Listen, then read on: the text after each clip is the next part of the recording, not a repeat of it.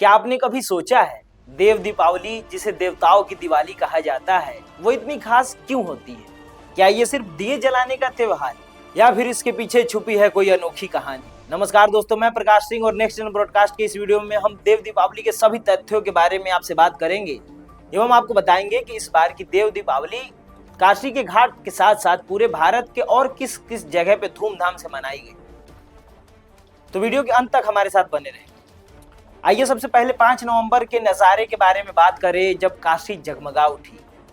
5 नवंबर बुधवार की शाम जैसे ही सूर्य ने गंगा में डुबकी लगाई, वाराणसी की गलियों से लेकर घाटों तक रोशनी की नदियां बह निकली। दशाश्वमेध घाट, 80 घाट, मणिकर्णिका घाट, हर सीढ़ी पर दीपों की कतारें सजी थी।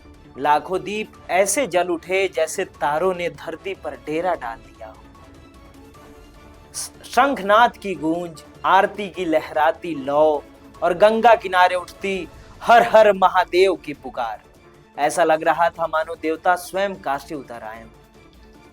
कहीं बच्चे दीप तैरा रहे थे, कहीं वृद्ध स्त्रियां आरती थाल में चावल और फूल सजाकर शिव को प्रणाम कर रही थी।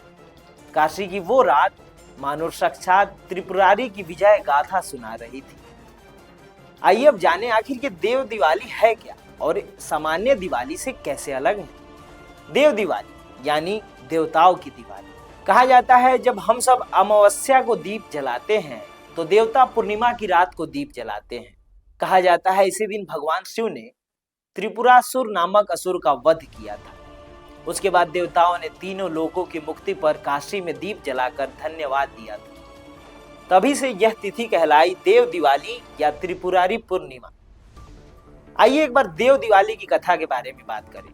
पौराणिक कहानियों के अनुसार बहुत समय पहले एक असुर था, तारकासुर, जिसे वरदान मिला था कि उसका वध केवल शिव पुत्र ही कर सकता है। भगवान कार्तिकेय ने उसका वध किया, लेकिन उसके 3 पुत्र तारकाक्ष, कमलाक्ष और विदुतमाली अपने पिता की मृत्यु से क्रोधित हो उठे।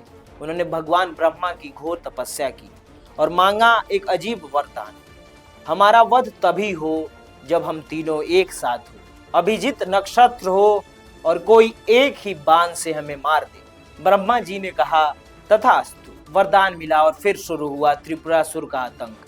देवता, ऋषि, मानव सब भयभीत हो गए। अब इसके बाद त्रिपुरारी पूर्णिमा का युद्ध कैसे आरंभ हुआ, आइए उसके बारे में जानते हैं। भगवान शिव ने युद्ध की तैयारी की। पृथ्वी बनी उनका रथ, सूर्य और चंद्रमा बने पहिए, मेरु पर्वत बना धनुष, वासुकी नाग बना डोरी और भगवान विष्णु बने बाण।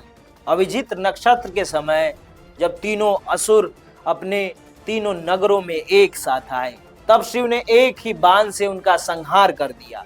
यही कारण है कि उन्हें कहा गया त्रिपुरारी। अब आइए एक बार बात करें कि काशी में देव दिवाली का आरंभ कैसे हुआ।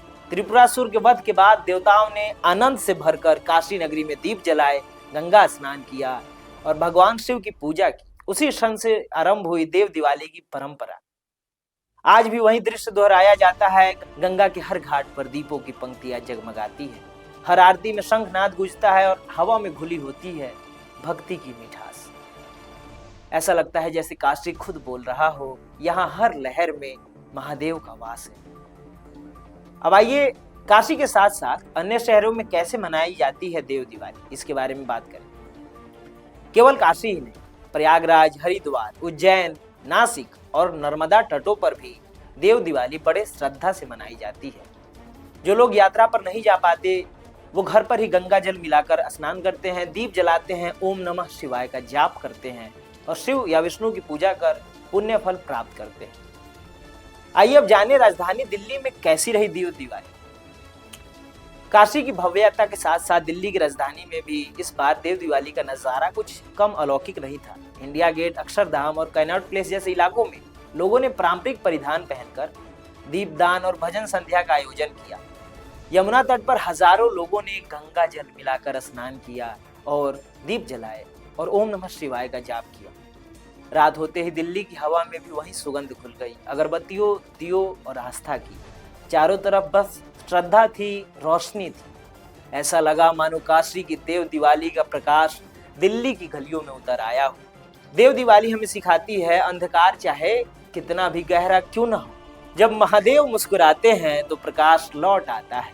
आप देख रहे थे देव दिवाली की ये दिव्य गाथा। जुड़े रहिए नेक्स्ट 10 ब्रॉडकास्ट के साथ, जहां ऐसी ही कहानियां हम लाते रहेंगे। धन्यवाद।